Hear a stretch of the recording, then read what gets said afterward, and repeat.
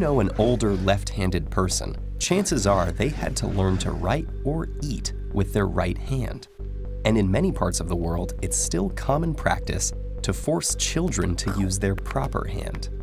Even the word for right also means correct or good, not just in English, but many other languages too. But if being left-handed is so wrong, then why does it happen in the first place? Today, about 1/10 of the world's population are left-handed. Archaeological evidence shows that it's been that way for as long as 500,000 years, with about 10% of human remains showing the associated differences in arm length and bone density, and some ancient tools and artifacts showing evidence of left-hand use. And despite what many may think, handedness is not a choice. It can be predicted even before birth, based on the fetus's position in the womb. So if handedness is inborn, does that mean it's genetic? Well, yes and no. Identical twins who have the same genes can have different dominant hands. In fact, this happens as often as it does with any other sibling pair. But the chances of being right or left-handed are determined by the handedness of your parents in surprisingly consistent ratios. If your father was left-handed but your mother was right-handed, you have a 17% chance of being born left-handed, while two righties will have a left-handed child only 10% of the time. Handedness seems to be determined by a roll of the dice, but the odds are set by your genes. All of this implies there's a reason that evolution has produced this small proportion of lefties and maintained it over the course of millennia. And while there have been several theories attempting to explain why handedness exists in the first place, or why most people are right-handed, a recent mathematical model suggests that the actual ratio reflects a balance between competitive and cooperative pressures on human evolution. The benefits of being left-handed are clearest in activities involving an opponent, like combat or competitive sports. For example, about 50% of top hitters in baseball have been left-handed. Why? Think of it as a surprise advantage.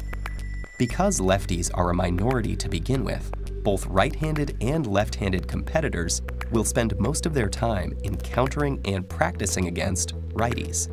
So when the two face each other, the left-hander will be better prepared against this right-handed opponent, while the righty will be thrown off. This fighting hypothesis, where an imbalance in the population results in an advantage for left-handed fighters or athletes, is an example of negative frequency-dependent selection. But according to the principles of evolution, groups that have a relative advantage tend to grow until that advantage disappears. If people were only fighting and competing throughout human evolution, natural selection would lead to more lefties being the ones that made it, until there were so many of them that it was no longer a rare asset. So in a purely competitive world, 50% of the population would be left-handed.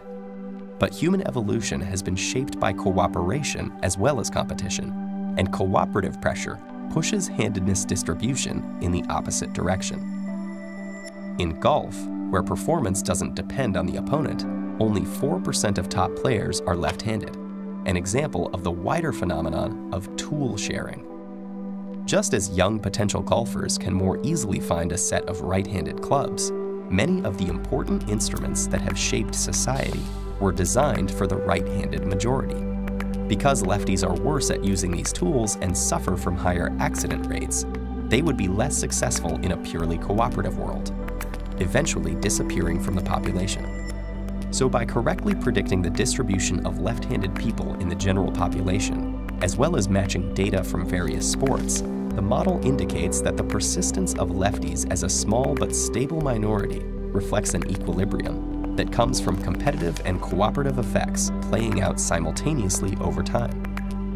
And the most intriguing thing is what the numbers can tell us about various populations. From the skewed distribution of pawedness in cooperative animals to the slightly larger percentage of lefties in competitive hunter-gatherer societies. We may even find that the answers to some puzzles of early human evolution are already in our hands.